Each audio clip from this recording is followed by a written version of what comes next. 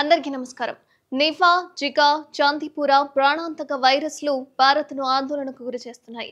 అటు ఉత్తర భారత్లోనూ గుజరాత్, రాజస్థాన్ రాష్ట్రాలు చాందీపుర వైరస్తో సతమతమవుతుంటే మహారాష్ట్రలో జికా వైరస్తో విజృంభిస్తోంది. అయితే వీటికి తోడు కేరళలో నిఫా వైరస్ జోరు పెంచేసింది. మొత్తానికి 3 ప్రాణాంతక వైరస్లు 4 రాష్ట్రాలను వణికిస్తున్నాయి. తాజాగా గుజరాత్ లో 50 మంది చాందీపుర వైరస్ బారిన పడితే వారిలో 16 మంది మృతి చెందడం కలకలం సృష్టిస్తోంది. అయితే గుజరాత్ లో రోజు రోజుకు చాందీపుర వైరస్ కేసులు పెరుగుతున్నాయి. దాని పొరుగున ఉన్న మహారాష్ట్ర కూడా 2021 నుంచి అత్యధిక సంఖ్యలో జికా వైరస్ కేసులతో పోరాడుతోంది. మరోవైపు కేరళ రాష్ట్రంలో మలపురానికి చెందిన 14 ఏళ్ల బాలుడు నిఫా వైరస్ సోకి మరణించడంతో కేరళ ప్రభుత్వం వైరస్ నివారణ చర్యలను వేగవంతం చేస్తుంది. ఇది అంటువ్యాధి కావడంతో వైరస్ విస్తరించకుండా కేరళ ప్రభుత్వం జాగ్రత్తలు తీసుకుంటుంది. అయితే మహారాష్ట్రలో 2021 నుండి జికా వైరస్ కేసులు నమోదవుతూనే ఉన్నాయి. తాజాగా జూలై 19 నాటికి అత్యధికంగా 38 జికా ఇన్ఫెక్షన్లు నమోదయ్యాయి. పూణే జిల్లాలో అయితే 28 కేసులు నమోదవగా కేరళలో కూడా పదుల సంఖ్యలో కేసులు నమోదవుతున్నాయి. ఇటు కర్ణాటకలో జికా వైరస్ కారణంగా మరణం సంభవించింది. గర్భిణీ స్త్రీలు మరియు వారికి పుట్టబోయే పిల్లలకు కూడా తీవ్రమైన ప్రమాదాలకు ప్రసిద్ధి చెందిన జికా వైరస్ కేరళ, కర్ణాటకలో మొదట బయటపడింది.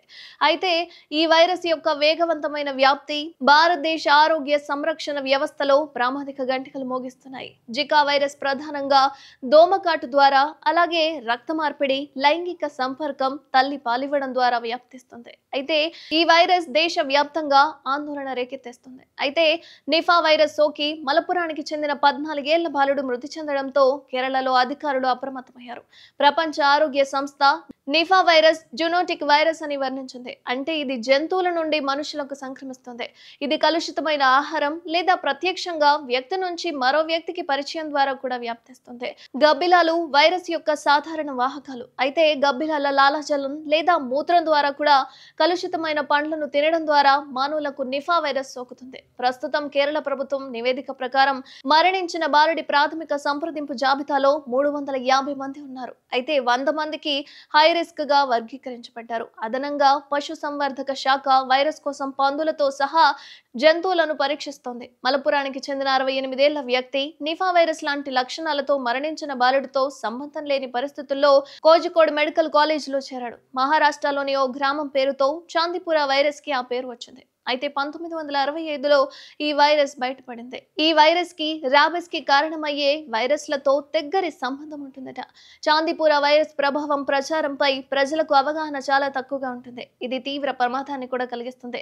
ముఖ్యంగా పిల్లలకు అధిక జ్వరం, మూర్ఛలు, అతిసారం, వాంతులు అకస్మాత్తుగా ప్రారంభమవుతూ ఉంటాయి. తీవ్రమైన సందర్భాల్లో చాందీపుర వైరస్ సంక్రమణ కోమాతో పాటు మరణానికి కూడా దారితీస్తుందట.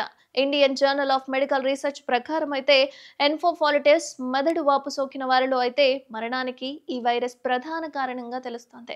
గుజరాత్ ప్రస్తుతం చాందీపుర వైరస్ వ్యాప్తిని ఎదుర్కొంటోంది. వైరస్ సోకిన సన్ ఫ్లైస్ లేదా డ్రైన్ ఫ్లైస్ నుంచి కాటు ద్వారా ఈ వైరస్ వ్యాప్తిస్తుంది. తాజాగా రాష్ట్ర వ్యాప్తంగా చాందీపుర 50 కేసులు నమోదైతే వారిలో 16 మంది మరణించారు.